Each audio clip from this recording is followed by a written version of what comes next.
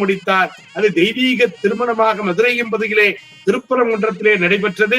திருத்தணிகையிலே வள்ளிமலை என்று சொல்லப்படுகின்ற திருத்தணியிலே தான் விரும்பிய அந்த அற்புதமான புறக்குல சீமாட்டி என்று சொல்லப்படுகின்ற அந்த வள்ளியம்மையினுடைய திரு கரத்திலே இருக்கக்கூடிய அந்த அபயஹஸ்த வரதனாக இருக்கக்கூடிய எம்பெருமான் அந்த வள்ளியம்மைக்கு அங்கே திருப்பூட்டி மகிழ்ந்தார். இந்த இரண்டையும் ஒரு சேர காண்கின்ற பேரினை இன்றைக்கு பழனி திருத்தலத்திலே இருந்து நாம் பார்த்து பரவசப்பட்டுக் கொண்டிருக்கின்றோம்.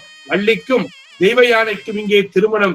தெய்வ யானை இந்திரனுடைய மகளாக இருந்து அது பரிசு பொருளாக சூரனை ஆட்கொண்டு அந்த திருச்செந்தூரிலே சூரசம்ஹார நிகழ்வு முடித்த பிறகு அங்கே சூரனை ஆட்கொண்டதற்காக இந்திரன் தன் மகளையே திருமணம் முடித்துக் கொடுத்த அந்த தெய்வீக திருமணம் தெய்வ யானை திருமணம். எனவேதான் சொல்லுகிற பொழுது திருப்பரங்குன்றத்தில் நீ சிரித்தால் திருத்தணி மலை மீது எதிரொலிக்கும் என்று சொல்லுவார்கள். திருப்பரங்குன்றத்திலே இங்கே பெருமையோடு தெய்வ யானையை மனம் முடிக்கிறார், திருத்தணியிலே வள்ளியை மனம் முடிக்கிறார். இதன் பொருள் என்ன என்று சொன்னால், எல்லாம் வல்ல முருகப்பெருமான் திருப்பரங்குன்றத்திலே இருக்கிற பொழுது அந்த இடத்திலே தெய்வ யானை இருக்கின்றார்.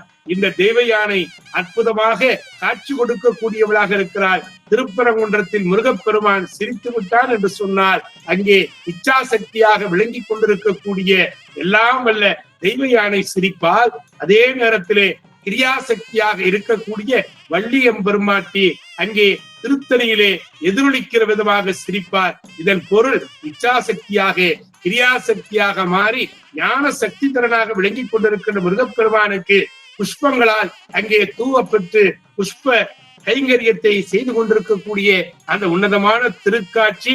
அதனை தொடர்ந்து திருஷ்டி பொட்டி என்று சொல்லப்படுகின்ற அழகு பொருந்திய அந்த முருகப்பெருமானுக்கு சந்தன பொட்டிட்டு குங்குமம் வைத்து அந்த பொட்டை வைத்து அலங்காரம் செய்கின்ற அந்த நிகழ்வை இப்பொழுது நாம் பெருமையோடு பார்த்து மகிழ்ந்து கொண்டிருக்கின்றோம். சந்தனம் போல மணக்க வேண்டும், குங்குமம் போல எல்லாவற்றிலும் சிறந்து விளங்க வேண்டும் என்கிற அந்த நெற்றி திலகத்தை அங்கே இட்டுக் கொண்டிருக்கக்கூடிய திருக்காட்சியை இப்பொழுது பார்த்து மகிழ்ந்திருக்கின்றோம்.